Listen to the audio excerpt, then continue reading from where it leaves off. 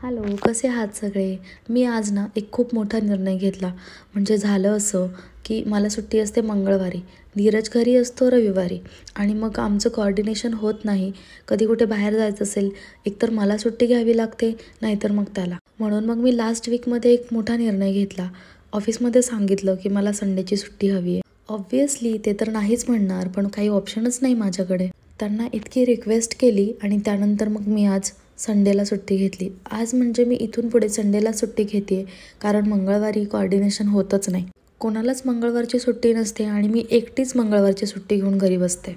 तर मी आज आवरत होते कारण मला जायचं होतं बाहेर.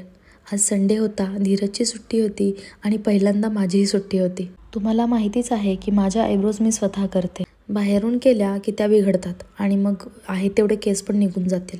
म्हणून मग मी माझ्या स्वतःच्या आयब्रो करून घेतला.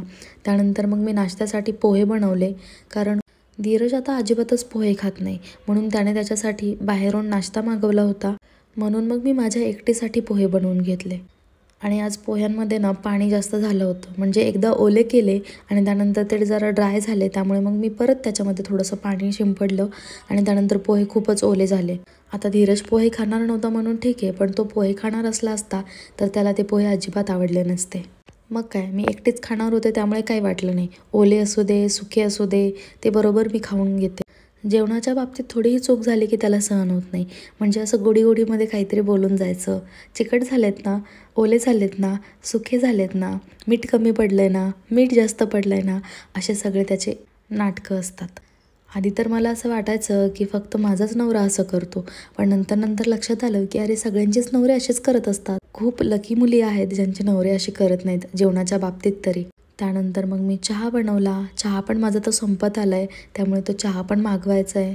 आणि मी आवरून बाहेर गेले होते. कुठे गेले होते ते मी उद्याच्या इंस्टाग्राम रीलमध्ये सांगेलच. आणि त्यानंतर आम्ही मेट्रो स्टेशनला सुद्धा गेलो होतो कारण मी पहिल्यांदा मेट्रोमध्ये बसणार होते. आणि खरं तर सांगू का, माझा पर्सनल एक्सपिरियन्स आहे.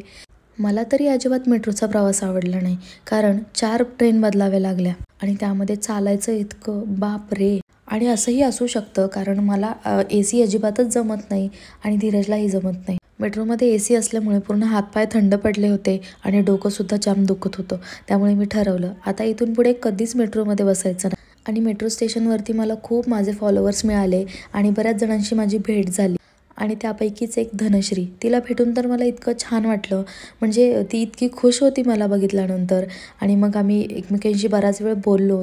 त्यानंतर डेक्कनमध्ये आम्ही खाली आल्यानंतर पराठा खात असताना मला दिव्या भेटली आणि दिव्याला भेटून मला खूप छान वाटलं. म्हणजे खूप छान, खूप गोड होती, क्यूटशी होती. ती फोटोग्राफर आहे आणि ती माझे व्हिडिओज बघते. तिकडे पराठा खाऊन झाल्यानंतर आम्ही माझ्या मम्मीकडे गेलो आणि येताना आम्हाला खूप प्रॉब्लेम झाला. म्हणजे निघताना खाली पोलीस थांबले होते. ते कशासाठी थांबले होते माहीत नाही, पण त्यांनी पूर्ण रस्ता बंद केला होता. म्हणून आम्ही दुसऱ्या दिशेने गेलो.